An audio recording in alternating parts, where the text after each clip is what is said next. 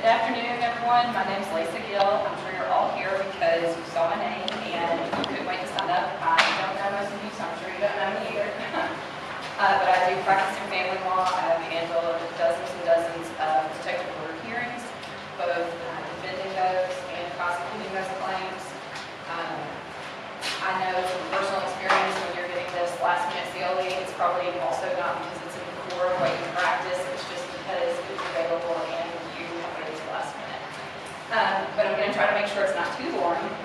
We're going to talk about orders of protection. If there's anybody here who's interested in handling orders of protection, you can email me. I can walk you through that step by step. I'm happy to do that, but I wasn't going to bore everybody with that today. I thought something a little more exciting or interesting would be to look at the Sutherland Springs shooting and kind of talk about firearm laws and how they relate to domestic abuse and the changes that we've seen both in our state and federally this year dealing with mainly handgun carry permits in relation to this particular incident. This is a very interesting case for a lot of reasons. I'm going to go ahead and start passing out the materials. I tried not to do that first so you would actually look at my face. This is just an outline. And it gives like a factual summary of this Sutherland Springs incident if you're not familiar with it. Basically was that a former Air Force airman, 26-year-old Devin Kelly, had been convicted of domestic assault while in the military. So that was all done through the military's procedure. But the Air Force admitted that it failed to report that conviction, which would have resulted in him being unable to obtain the firearms he used in the shooting. It was not the only firearm he owned. He had actually obtained several other firearms that he lawfully possessed at the time of the shooting. The other reason this case is of interest to people who follow firearms legislation, which I do, is the fact that he used a gun that under the Obama administration, we were working really hard to prevent civilians from using and also use a type of ammunition that we were trying to prevent civilians from using. Now, there's totally separate debates about those things, but just to give you a brief rundown, if you're interested in that, he was using green tip ammunition, originally issued only for military use, not for civilian purposes, and he was using a firearm, an AR-15, that also was previously a military, basically, issued rifle versus civilian issue. If that's something that interests you, there is a lot of debate about this particular case and those little issues. We're seeing pullback on what we saw under Obama's administration, and there's a lot of debate if there was ever a reason for the ban on what is called green tip ammunition to begin with. So I'm not going to get into all about that, but just to let you know. So I've got a video for anybody who doesn't know how this whole debacle ended.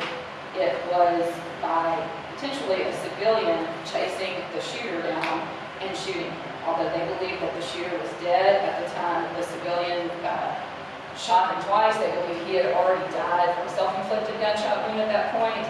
That was the end. This is an interview with the Good Samaritan.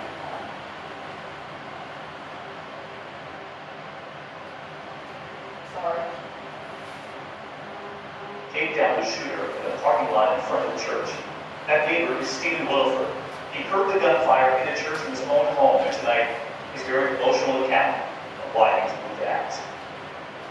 All I want to stress today is the people in that church, they're friends of mine, their family. And every time I heard a shot, I knew that that probably represented my life. I was scared to death. I was. I was scared for me, I was scared for everyone else. And I was scared for my own family to just live less than a block away.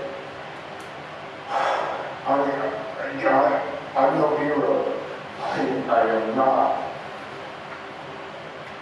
I think my God, my Lord, protected me and gave me the skills to do what needed to be done. And I just wish I could have gotten there faster, but I didn't know. I didn't know. No matter what you think about how he feels about that being a special calling and that he wishes he could prevent the disaster, fact is, he did shoot the shooter twice, even if he had already been dead. And a lot of the legislation we're going to be talking about deals with that. I feel like it's a segue because I'm sure most of you are aware that we're not really tightening down on firearm laws so much at present as we are loosening them, and whether, there's debate as to whether or not that's good or bad. One of the laws that we've seen that has changed in Tennessee that went into effect this year, passed them, enacted a law that allows people who have a protective order, lawfully have a protective order and lawfully have the ability to possess or own a handgun, to carry a handgun without ever having applied for a temporary handgun permit. They have 21 days, so basically, in the, under the guise, whether or not it does help, we don't know, because we'll see after the law's been in effect. DV victims, because they can immediately, as quickly as possible, go get an order of protection. And I know that most of you don't practice family law. I assume that because I don't recognize your faces, and if I do recognize your faces, it's not because you practice family law. You can get an order of protection almost any time, day or night, at what's called the Family Safety Center. It's on Madison. It is actually a very amazing system that the city has put together to try to prevent victims from having to go into all these fractured different places to get what they needed. Before, they used to have to go to 201, not the most ideal place to go to, especially if you haven't had any interaction with the criminal system and you are a victim of DV, and the first place you have to go to is 201 to try to get an order of protection issued. Very traumatic experience for most people. As was reported, and why we had changed that. Then if they were dealing with the police, there was usually, and there's still going to be some of that, because there's always going to be patrolmen that, are going to be segmented based on where they're assigned, but now there is a special division that is assigned just to DV cases, and their precinct is actually in the Family Safety Center. So when the person goes to get the order of protection, they are assigned to the investigator or detective, if you go under SVU, if their precinct is actually inside of also a place that helps these people, helps victims with resources. So immediately it's a one-stop shop, the Family Safety Center. If you have an opportunity to do anything, raise funds for them, or just go check that place out, it is really impressive, and we're lucky to have had that put together. They also have video teleconferencing, and that's basically how they get judges online day or night when victims need orders of protection and they don't have time for a special court proceeding. They go in there, they apply for the order of protection, police officer talks to them, helps them. They are also assigned someone who helps walk them through the process of what's going to happen, because most of them, of course, at that point are not represented. That person is not a lawyer specifically, but they do kind of explain procedural things to them. Then they get a judge on video conferencing who can approve the temporary order based on the allegations that have been made, and they move from there. They get a regular court date after that where they have to go here and prove what they have claimed.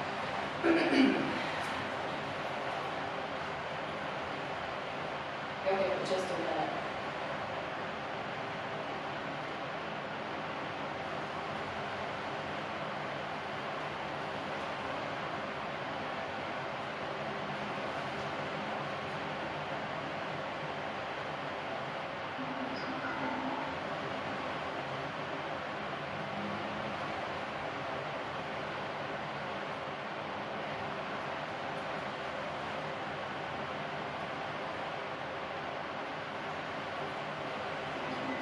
Did you hear that?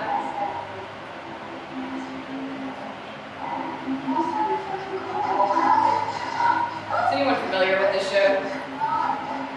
Yes, so not.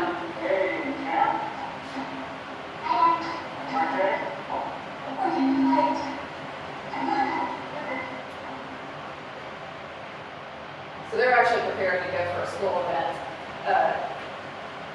right as that incident is occurring. The name of that show is Big Little Lies.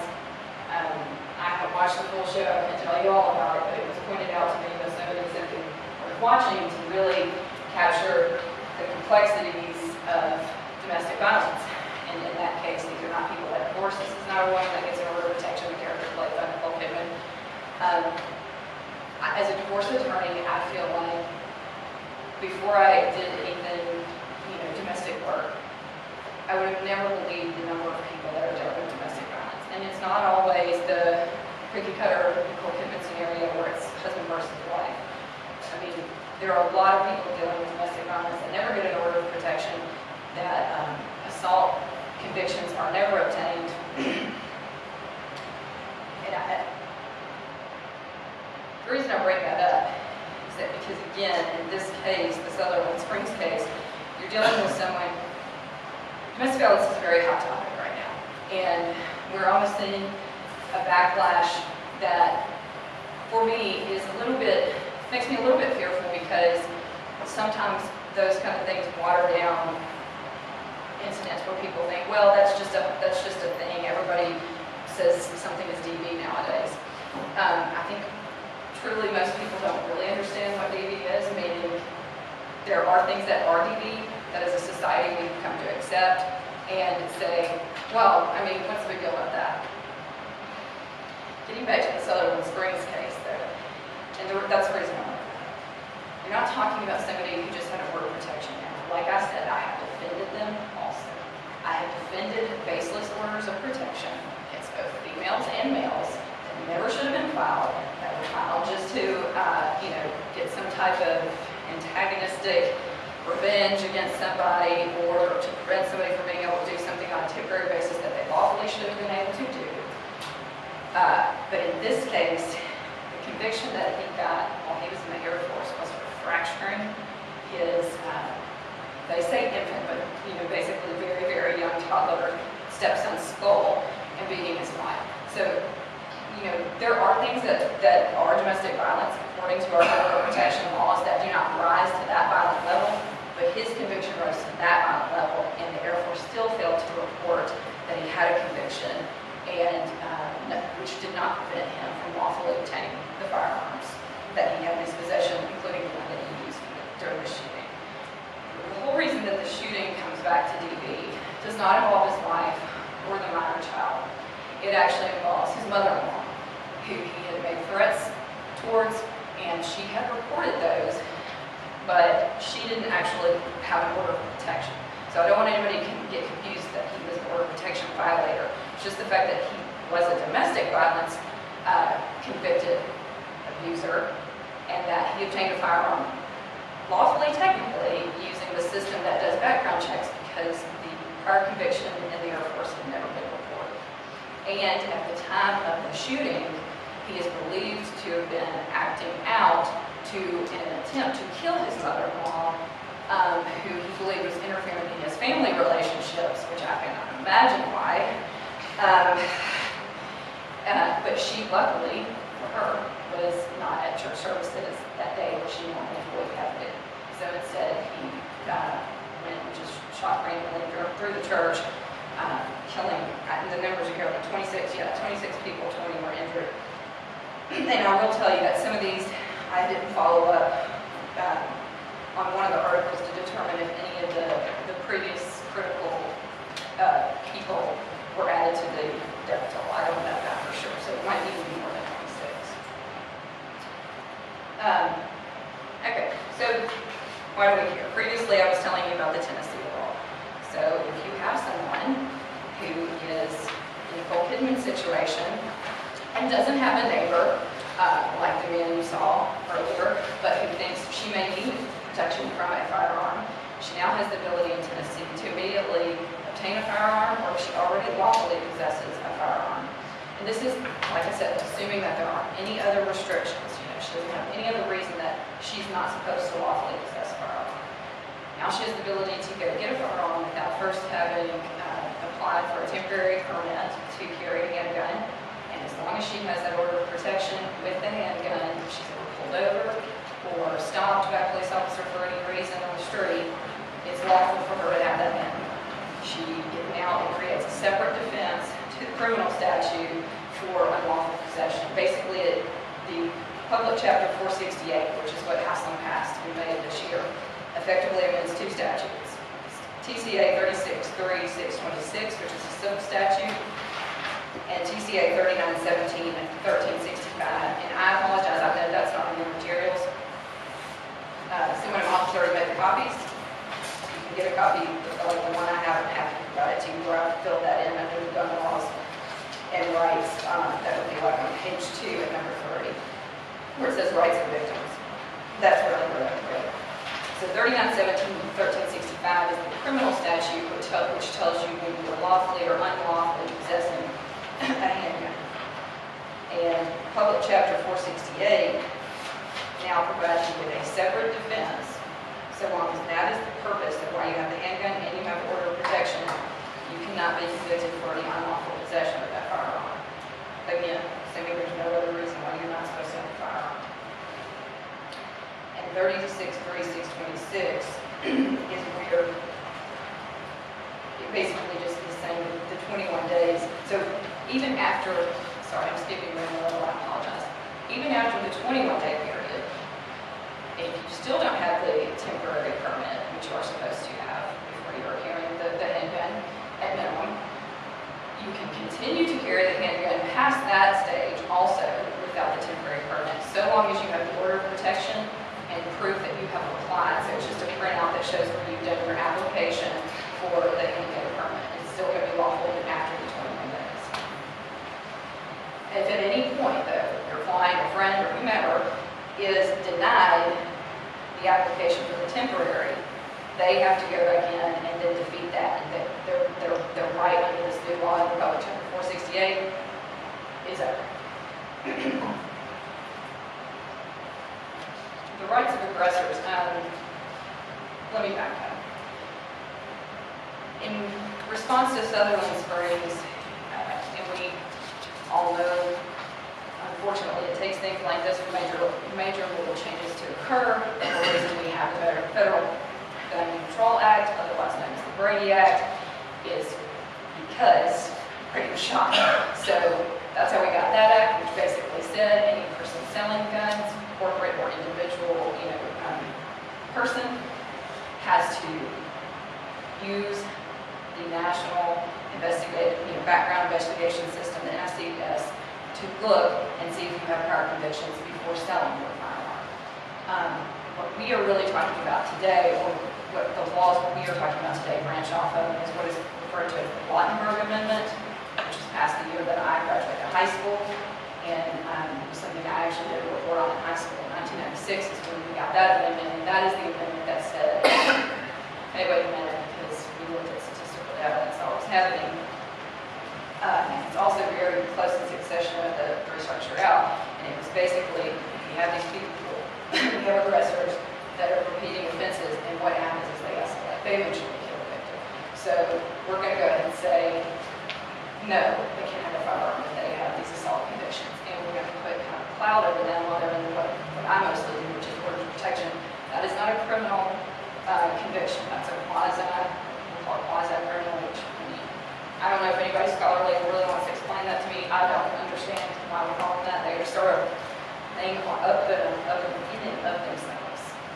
Very similar to dependency and neglect actions in juvenile court. We change the burden of proof, as we should, because we are taking away constitutional protected rights, more than being the right to carry a firearm. Since y'all are not family law practitioners, I do have some forms that I'm going to pass around just to kind of familiarize you with them, so you kind of understand what the process is if this is happening to both, to someone who is an alleged victim or an alleged aggressor.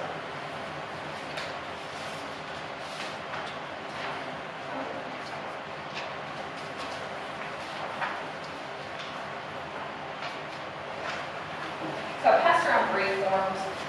One of them is a firearm, declaration or affidavit, whichever you want to call it. Another one is a temporary order of protection, and the other form is a petition order of protection. I'll kind of give y'all a minute to get those around.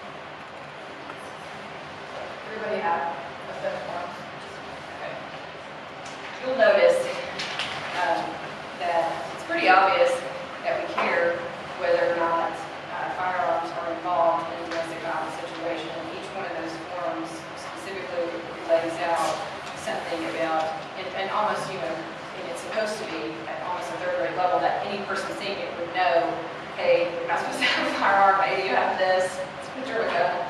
And then the declaration is to deal with situations where you have victims, sometimes they have actually been threatened with a gun. And they may have even sent a photo of the gun, which is that I've seen. So they know exactly what kind of gun, or at least, are able to show a photo, so someone can ID what kind of gun the aggressor has that may be in that person's possession. That's great. Law enforcement loves that because they certainly would like to know before they serve orders of protection whether or not the person they're serving it on is believed to have a firearm, so that they can, at least have that knowledge, ask for it once they get there, obtain it, and take it from that person, secure it. However, the person may have firearms unable to be identified by the victim, or they may have never threatened the victim with a firearm, but it doesn't matter if they did or didn't. They are not allowed to possess one while that crime is over them. The police are supposed to confiscate and secure the firearms. They are supposed to be kept until it is determined whether or not that person is actually guilty of the accusations made in the initial temporary order of protection. And of course, if they are determined not to be, I keep saying guilty, but if they're determined not to be an aggressor based on the allegations cannot be proven, all the rights are restored. That's a huge issue for a lot of people because, like I said, I don't recognize that many of you. I know a couple of your faces, and I don't really practice family law, any of you, but I could, with your name, go down to the Family Safety Center right now and say that you did something that I know would comply with statute and get a temporary order of protection. We do rubber stamp those, in my opinion, but I don't know. I don't think anybody's been able to figure out a way around that. And that's why we try to, as fast as we possibly can, get this hearing, which is really fun if you're a practitioner trying to put evidentiary hearings together, and get whatever cloud has been laid over the alleged aggressor off them as quickly as possible if those accusations cannot be proven. Does anybody have any questions right now? Are the hearings still held at 201, even though they filed the order of protection on Madison? Is the hearing still held at 201? The hearings are set up at 2 upstairs in the same hearing room. They just refer to it as hearing room now. It's very neutral, and they also do that, I think, because they're trying to make sure that people don't feel like they're being put through the criminal system just to have engaged that procedure. So it's literally just called a hearing room. It's on the second floor next to the environmental court where it has always been. Rhonda Harris is still up there, and if you've been up there, all that's the same. The only thing that's different is, even as a private practitioner, you now have, even if you filed, your person didn't go pro se to the Family Safety Center to file for the order of protection, you filed the petition, you obtained their order of protection, you took it to the hearing room, got it signed off on a temporary basis, your client still has somebody assigned to them through the Family Safety Center who is a coordinator. And it's an interesting role now, for private practice practitioners, because I feel like it's helpful because they now have this person that can call and answer a lot of procedural gap information that doesn't matter how much you're up there. I listened to Hayden Blake say, don't be nervous because the first time you do divorce, something's going to go wrong. I've been practicing law for 8 years. I was a paralegal for 5 years before that. I really didn't do a lot of family law prior to that. And I work with 10 attorneys in a firm that does nothing but family law. So we said all those things together. All of them have been doing it 15 and 20 years. There's going to be something wrong with the divorce anyway. So you're going to see people in practice, and that's all they do, and there's still going to be issues.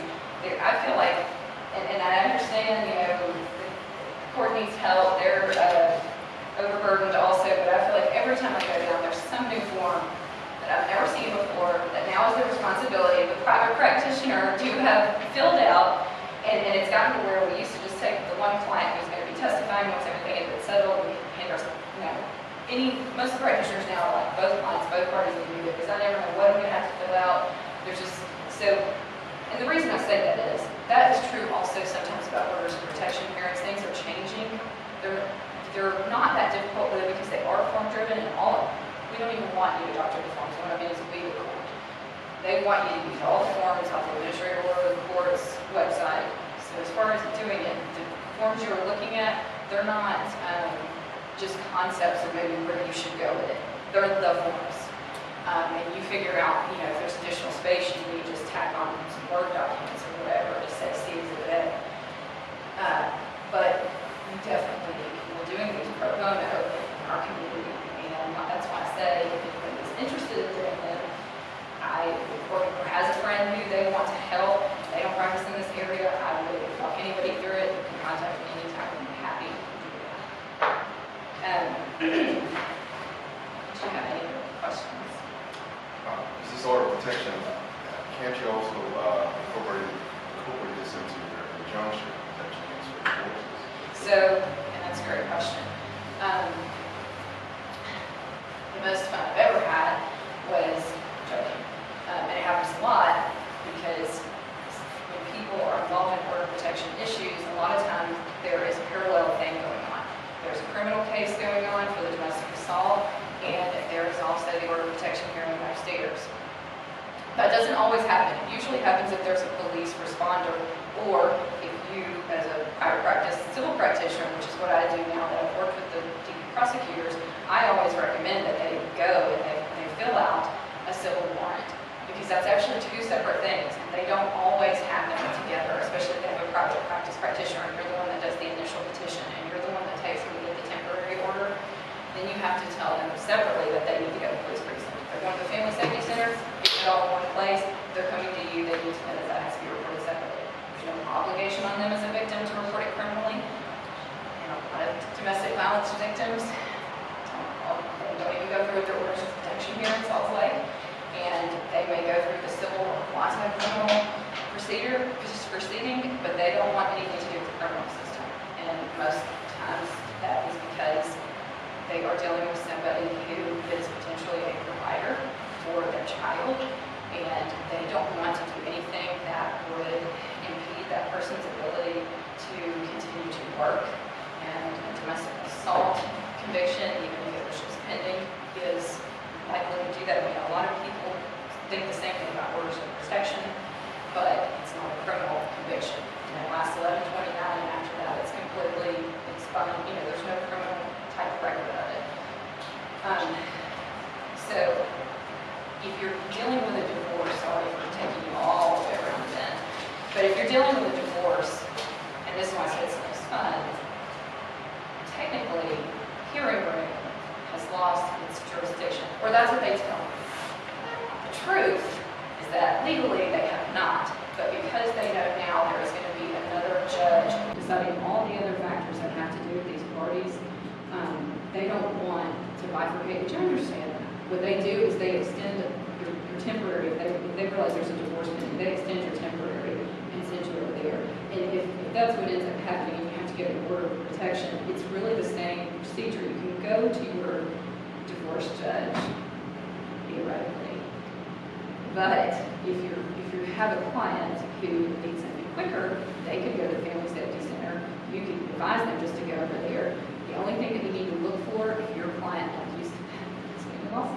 it's fun to practice if your client calls you at 10 and needs something like that, and you advise them to call law enforcement, go to the Family Safety Center, and you can also correspond with the people there that will talk to you as a private practice lawyer if you let them know that your client is coming and you're trying to assist them, they're in an emergency situation.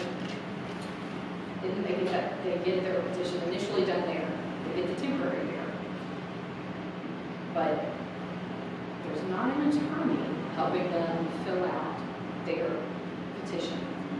So what you want to be careful about in that situation, especially if you're going to have to take it back to the divorce court, really either way, is looking at what all an advocate or the investigative detective is doing is just dictation. They're listening to what this person says happened to them and they're writing it out. And they're not not looking to see if it meets the elements. And they're not asking, they're trying, I should say, they're trying to ask all the right questions. But this is a domestic violence victim who a lot of times is having their first encounter with law enforcement, courts, just in their life. You know, they've been married, they've made, or whatever their situation is. Most people don't jump to reporting incidences of domestic violence. I chose that incident. There were definitely much scarier ones from that show because that incident happens in like 2 seconds. And then they all get back together and they all take the kid to go to his school event. And it's one of those things that you're watching, you're like, I mean, clearly that was wrong, but was it domestic violence? I mean, they're all fine after that. So, I mean, there's usually instances like this before something gets to the point that a person thinks, okay, I need help to stop this because it's getting to a level of scary that I don't think I can control. So the petition, this is why I say that, the petition, by the time a lot of people have gotten to court, really, as far as thinking race judicata, it's every instance of violence that has occurred against this person in that long-term relationship. But a lot of times when they go to the Family Safety Center, all they're thinking about is the most recent thing that occurred because that was the thing that drove them there. And oftentimes they also don't want to talk about the other things that have occurred because they are embarrassed by those things. Some of them, you know, may involve, I don't know if that's a good way to put it, but may involve rape or other sexual type abuse that has occurred. And it's not something they're comfortable telling strangers the very first time they've actually got the guts to tell anyone. So, as a private practice practitioner, if you end up in a situation where they've gone down there in an emergency situation, and then you are having to put it into the divorce court, I would look at the fact summary first. And you can always amend that initial petition before your hearing, and you will explain to the court, you know, after having an opportunity to talk to my client about the breadth of what's actually occurred in the relationship, we want to amend this petition before you have an evidentiary hearing. But you will not likely have it heard in the hearing room. They will send you across the state court. They will extend your temporary order, but they want the state court judge to hear the whole thing.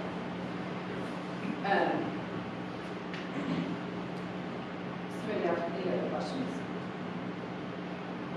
No? Go ahead. I mean, I like questions because then I don't feel like I have to go on long, although you can tell us now.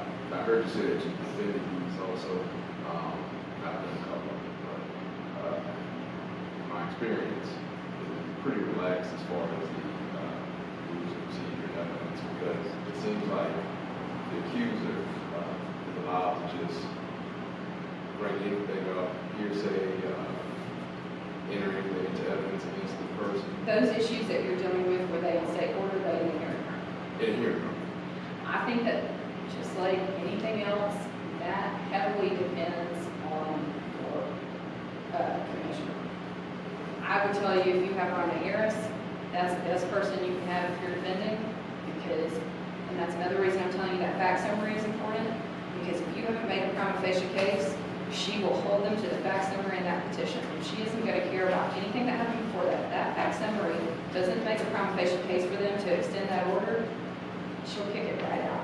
And the rules of evidence, I'm not saying judges are different.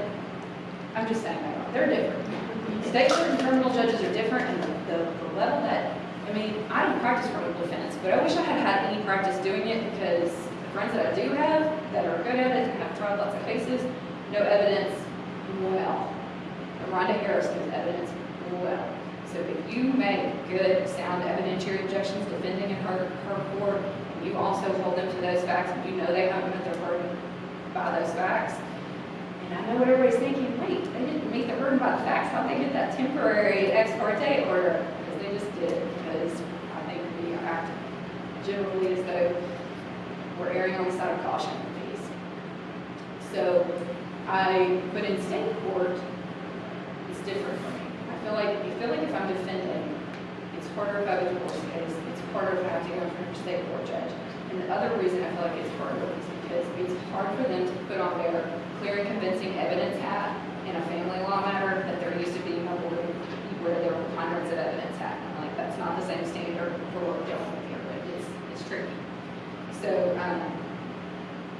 They do get a lot of leeway, I think, but I don't think it's impossible to defend them, and it really just depends. And if you are dealing with a situation where they haven't filed anything in family court, whether it be juvenile court or state court, and you bring that up to really lay down your theme as far as the fact that, hey, I know, and I'm sorry, but it's the truth. It can be a little bit like people's court. They have an issue that deals with something that probably is better suited to juvenile or state court. Somehow they ended up giving it an order of protection. But it really doesn't rise to the level of getting an order of protection or all issues being addressed in the order of protection. One way I feel like you can be successful is preempting that and telling your client, look, your best defense to getting this order of protection against you is to let's go file something to address all the issues that need to be addressed. And then scoot that over there and try to get to mitigation. There's really not a true stalking, harassing, domestic violence situation that needs to be addressed. And if there is, telling your client, you need to go get some treatment and agree to do it, and also try to alleviate it. They'll do what they call, cooling off order. We'll do the 6-month order. But if y'all are going to do something in family court or juvenile court, a 6-month order doesn't mean anybody's done anything wrong. It just means y'all probably need to avoid each other for a little while until you figure this other thing out. So, there's strategies, but I do know what you're saying also, that it becomes a lot like people's court also, and that it's like, and then he did, and she said, but it depends on your magistrate. And I think Kevin is very good too. So it just depends on who he's with. And there are people who fill in up there who don't have as much experience as Rhonda Harris and he have. So, but the two of them, if they start testifying outside their petition fact summary, no, they're not allowed to do that. They're not allowed to do that. So you have to just stop them and, tell them. They're also not allowed to read from the petition what their fact summary is. It's more like that. So, there's ways to do it, but I do know what you're saying. It is hard for people who are alleged aggressors, even when it may not be a completely strong case. If from our standpoint as a practitioner, looking at what we really think they can prove. Does anybody else have any questions?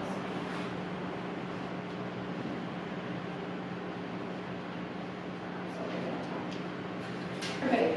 The other thing I was going to point out, I talked about the Lautenberg amendment, and that this also relates back to the Sutherland Springs case. Dealing with the Lautenberg amendment, that amendment, which was basically saying it's a felony for anybody convicted of misdemeanor crime of domestic violence to ship, transport, possess, or receive firearms or ammunition.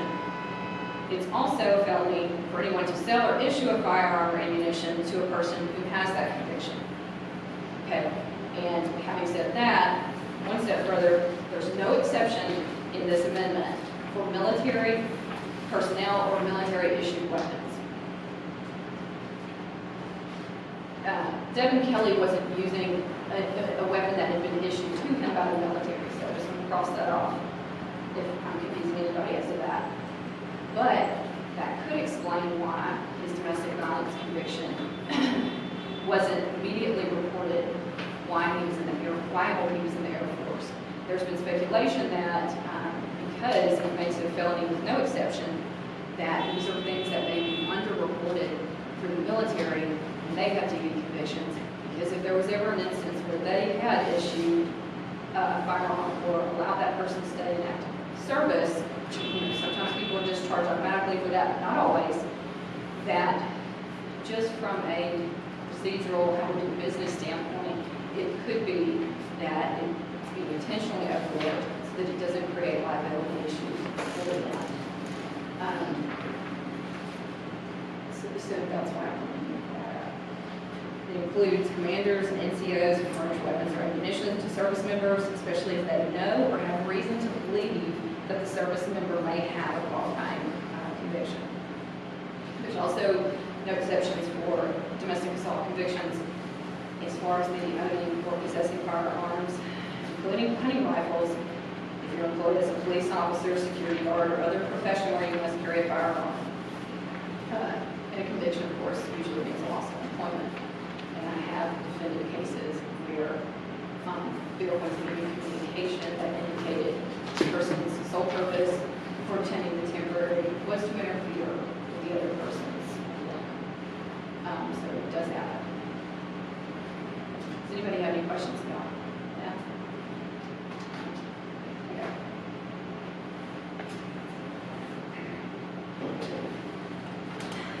Okay. So, one of the things that was rushed through, one of the actions that was taken after Sutherland Springs is that there was this movement called Fix NICS. NICS stands for National Instant Criminal Background Check System. I saw some extra letters, as I'm sure you heard in the words I said, but it still boils down to NICS somehow.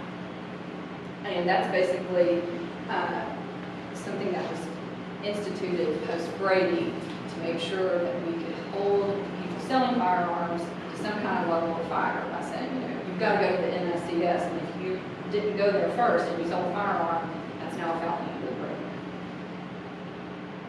What we said was that they had to do that, and what we also said, even at that time, not 30 years later, was that the government, whether it be the Air Force in the Sutherland Springs case, or it be your local courts, have to report the convictions in such a way that they all appear here on an NICS. Anybody who deals with government, that was a joke for lawyers, since someone who deals with government, I'm sure, knows we love coming up with solutions that are pragmatic. Sometimes we can't help it, and sometimes we can't, but we'll just do it anyway. So what they're trying to do now is say, no, really, there just needs to be one database. And since what was reported to us after this fell through the cracks was, it's just that we have to report everything, we have to report to so many people, so many different things. They're trying to give some crumbs to entice them to do it, which of course always comes through federal. We're either going to give or take away based on what we've seen that you've done, which is to me hilarious as a response to this, because we're going to take anything away from the Air Force because of this instance. But allegedly they are going in and doing a complete overhaul of all of their records now, flagging all prior domestic violence convictions, all armed forces, to determine if they have been reported and make sure they are properly reported. And that makes my heart warm, because if I could even just think about the rate of kids here, I can only imagine how long it's going to take for that to get done and actually be up to date. I wouldn't think anytime soon, but that's basically all the Fix NICS bill that you might have heard about, which just passed the House. Still kind of languishing at this point, seeks to achieve. And there's also it's basically legislation to do what full faith and credit does for orders of protection for these handgun carrying laws. So basically the law I was just talking about in Tennessee, which would allow an order of protection possessor to possess a handgun without the temporary handgun permit and to carry it for the 21 days, can now also, if there's other states with similar laws, can cross state lines and do it there also. So that's basically that if you lawfully possess and carry, you can do it over state lines, as the other new arm of legislation that's coming out after Sutherland Springs, or in the wake of Sutherland Springs. The interesting thing to note, I think, though, is that the bill that Haslam came out with occurred before Sutherland Springs. So there is legislation in other states like that, and he worked to make sure that that was passed here. It really wasn't on the wake of Sutherland Springs. If you're interested in any of the bills, the Fix NICS is what it's being called, is really called the Concealed Carry Reciprocity Act of 2017, and has passed the House as H.R. 38. but is not completely enacted at present. I think we talked about everything else. I mentioned that there's full faith and credit. The TCA statute that deals with that is 363622. And it's just out-of-state protection orders, but it basically is just a statute that lets you know, you have a client that comes to you and say she's from Mississippi, she's from Arkansas, and she has an order of protection in Mississippi, the domestic abuse protection orders is what they call theirs. She comes to you and she's trying to make sure that it's still going to be enforceable here. She doesn't have to do anything to make that enforceable here. She doesn't have to, enroll it or anything. It is enforceable here just as it would be enforceable in Mississippi. Is there anything else? Any other questions? Pretty much not wrapping it up.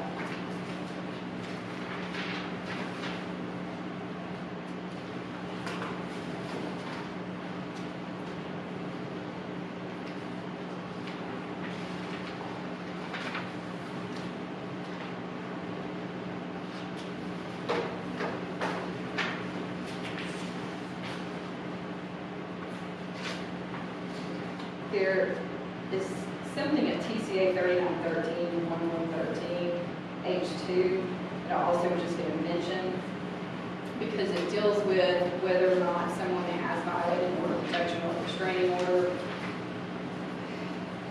by carrying a firearm. And the only instance that I know of that this has ever come up was someone being truck driver, potentially carting something in their load that was a firearm. So I guess what I'm saying is, if they have a firearm that they have registered to them that they have not given up, yes, that's a clear violation. But there are instances that you have to go back to the federal law to determine what they're doing is lawful, given the fact that they have a protective order. And that a firearm is somewhat in their possession. The instance that I'm thinking of, the complete load is secured in a way that they have no access to it, even though it's on the back of their truck the entire time. And whether or not that's a violation, you have to go back and look at federal law at 18 USC 922 to make that determination. Any other questions? Well, I hope I haven't been too boring as your last hour. And I thank all of you for giving me your attention. And honestly, if you have any questions about orders of protection, I'm happy to answer those at any time. Thanks.